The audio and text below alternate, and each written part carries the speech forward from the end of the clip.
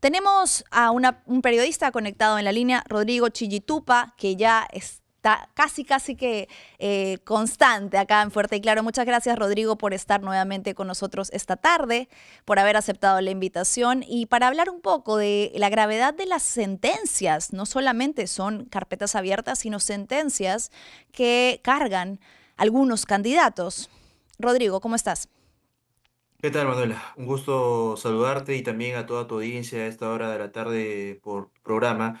Efectivamente, tú has mencionado este caso gravísimo de este señor Marcelino Huamán Cano, candidato a la alcaldía de Villa El Salvador por el partido Alianza para el Al Progreso. Progreso, pero no es solamente el único delito, bueno, en todo caso, el único cuestionamiento que tú has podido reportar, sino también este señor fue condenado a 3 años de prisión, ¿no? Por el delito de falsificación de documentos, porque él se habría coludido con otras dos personas para poder apropiarse de alguna forma, partidas, ¿no? Inmuebles de otras personas, ¿no? Fallecidas incluso, al mismo estilo del clan Orellana, ¿no? Tú recordarás, pues, este empresario que tenía un brazo legal, un brazo Sí. criminal, ¿no? Que se llegó a apropiar de varios inmuebles de muchísimas personas, ¿no? Y sabemos cómo acabó. El señor terminó huyendo a Colombia. Las autoridades peruanas y colombianas tuvieron que detenerlo porque finalmente este señor había operado impunemente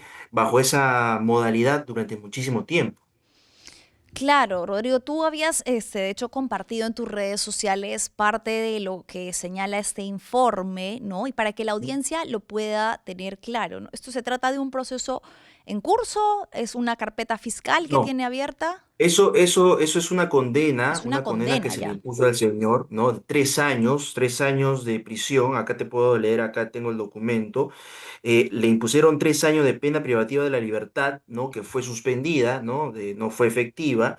Y también le impusieron 90 días de multa a favor del tesoro público y el pago obligatorio de 1.500 soles por concepto de reparación civil a todas las partes que resultaron agraviadas, ¿no? Y te voy a contar un poco cómo es que ocurre este caso, Por al favor. mismo estilo del clan Orellana. Sucede pues que el señor Marcelino Huamancano, ¿no? En su calidad de abogado, se colude con, con dos personas, con Jimmy Álvarez Robles y un ex servidor judicial identificado como Oscar Lara Castillo. Ok. Entre los tres clonaron un número de expedientes judiciales archivados e inactivos, casos de deuda de dinero para poder confeccionar resoluciones judiciales falsas Mm, dentro de un supuesto trámite de sucesión intestada, ¿no? O sea, el momento de que buscaron, puede que este señor Jimmy Álvarez Robles fuera una suerte de heredero universal de muchísimas claro. personas que habían fallecido y que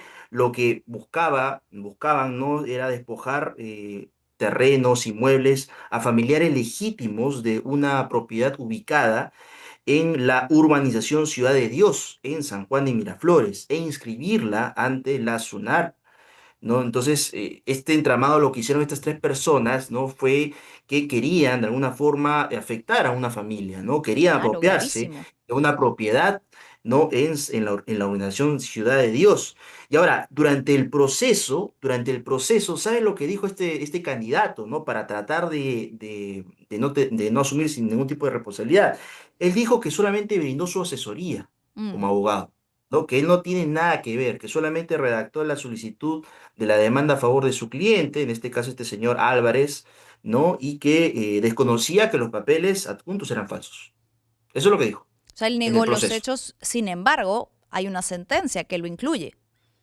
Claro, o sea, bajo esos argumentos intentó de alguna forma Deslindar, deslindar, convencer a los jueces, pero la verdad, si uno es abogado, sabe lo perfectamente lo sabe. que firma, sabe perfectamente lo que redacta. Claro. Entonces, esos argumentos tan cándidos, tan superficiales, ¿no? Finalmente eso no terminaron por convencer a los magistrados, que finalmente la sala penal terminó desbaratando todos sus argumentos, ¿no? Y lo terminaron por condenar. Lo condenaron en primera instancia, el señor apeló, pero la sentencia fue ratificada finalmente, y es el antecedente delictivo de este señor que aspira a la alcaldía de Villa El Salvador por el partido del señor César Acuña. Sí, y que como mencionábamos aquí también tiene otro tipo de sentencias relacionadas con casos de su ex esposa, denuncias de su ex esposa, Ujú. ¿no? Un poco lo que nos preguntamos, aprovecho antes, Rodrigo, para decir que hemos tratado de contactar a este candidato, no ha querido dar declaraciones, esperamos que pueda hacerlo en algún momento. Un poco lo que nos preguntamos, no solamente siguiendo el caso de Guamán Caro, sino de los otros 63 candidatos que te mencionaba que figuran en un Ujú. informe de RPP, es Ujú. cómo es posible que la ley sea tan flexible que les permita postular a personas con este tipo de antecedentes. Es que en realidad, Manuela, yo creo que ahí debe haber una reforma en el sentido de que si estas personas han tenido algún tipo de condena por cualquier delito, estas personas ya deben estar prohibidas de poder Claro, acceder a la administración pública, porque tienen condenas como lo que ha pasado con este señor Marcelino, con este candidato de APP a la alcaldía de Villa El Salvador, lo que tú has mencionado, 63 candidatos que declararon condenas vinculadas a violencia, ¿no? violencia Entonces, familiar, yo creo imagínate. que violencia familiar, o sea, yo creo que ahí debe haber una reforma en que toda persona que ha cometido un delito, de alguna forma ya no tiene posibilidad de poder acceder a la administración pública, porque finalmente lo que se busca es que la administración pública sea mejor, de calidad, que pueda acercarse al ciudadano. Así Sin es. embargo, si encontramos funcionarios con estos cuestionamientos, con estos antecedentes, ¿qué podemos esperar de la calidad del Mm, servicio que nos puedan brindar desde el aparato estatal? Ninguna. no, ¿No? ninguna. Porque vamos a estar a merced de estas personas que tienen estas condenas y después, fuera de lo que es la administración pública, están involucrados en este tipo de casos de violencia. Entonces, debería haber algún tipo de reforma desde el Congreso de la República, debería de alguna forma consolidarse o mejorarse o reforzarse, servir una Totalmente. entidad que ha sido golpeada en los últimos años, ¿no? Por estas maniobras que se han dado del mismo Congreso de la República, desde el mismo Poder Ejecutivo. Entonces, se requiere toda una reingeniería, ¿no? Y además que las autoridades electorales, ¿no? ¿Cómo es posible, pues, que el señor Roberto Burneo diga que Burneo. por el hecho de que el señor ya cumplió su condena, ya está rehabilitado? Me parece algo inverosímil, ¿no? Y eso, la verdad, se suman los cuestionamientos que yo tengo del señor Roberto Burneo, que ha sido demasiado blando con casos Sí, como el del caso del señor Rafael López Aliaga, ¿no? Que totalmente. renunció al cargo de senador y ahora permite, pues, o en todo caso, da esta respuesta para estos señores que tienen una condena que ya la cumplieron, pero finalmente está el antecedente, está el registro. Más Claro. allá de que estén rehabilitados, ahí está, que fueron condenados por violencia, que fueron condenados por falsificación de documentos, incluso, ¿no? Como el caso del señor Julián Pérez, ¿no? Que estuvo en la cárcel Y que es y, y diputado. le, y le arruinó la vida a una mamá, a una menor de edad. Entonces, Atropello. nos da que pensar muchísimo todo eso, ¿no? Sí, imagínate, porque claro, estos ahorita son candidatos, lo cual ya es suficientemente grave, pero en casos como el de Julián Pérez Malguí, es una persona que tuvo una sentencia por atropellar a una mujer y a su hija, que se ha dicho en múltiples reportajes que no ha Mm. cumplido con el tema de la reparación y que tiene además, Rodrigo, 3 antecedentes de violencia contra la mujer. Entonces, ese es el punto máximo en el que cualquier persona que tenga ese tipo de antecedentes puede aspirar a llegar, ¿no? No solo voy a ser candidato para la alcaldía, puedo mañana ser senador de la República y no pasa nada. Nuestras leyes son tan blandas que lo permiten. Y coincido contigo en el tema del señor Burneo, ¿no?